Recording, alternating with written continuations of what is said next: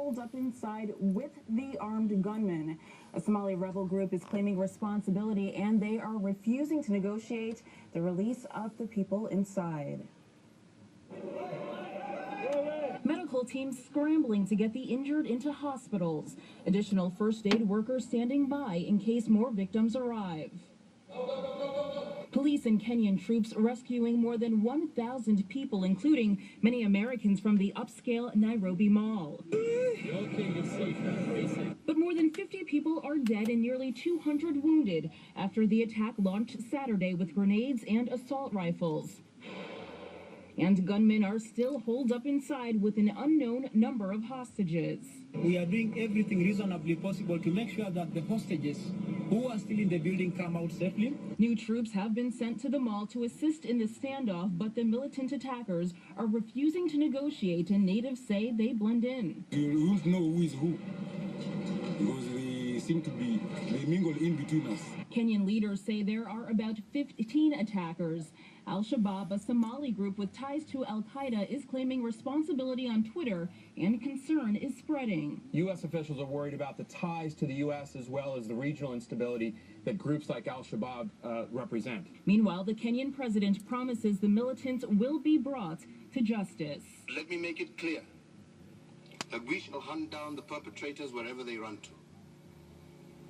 We shall get them, and we shall punish them for this heinous crime. And the militant group Al-Shabaab says the attack is retaliation for Kenya's push into Somalia back in 2011. No Americans were killed in this attack, but the U.S. State Department says 4 U.S. citizens were injured. Security in New York City has also been stepped up as a precaution. Andrea?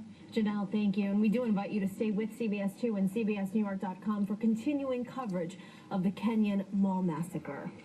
3 U.S. troops have been killed in eastern Afghanistan. The Defense Department says an Afghan wearing a security forces uniform shot 3 American troops yesterday.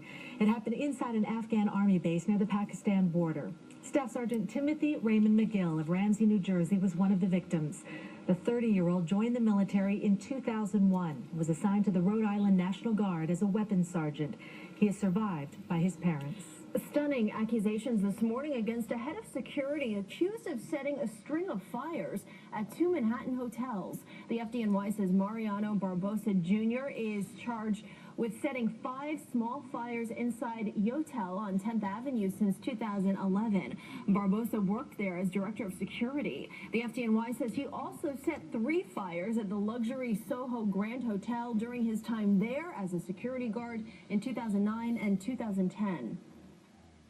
It's appalling, scary almost, because security guards supposed to be, responsible for safekeeping. No one was injured in the fires. Prosecutors believe Barbosa wanted to get his hotels with their bars and restaurants shut down in order to reduce his workload and receive paid time off. 2 13-year-olds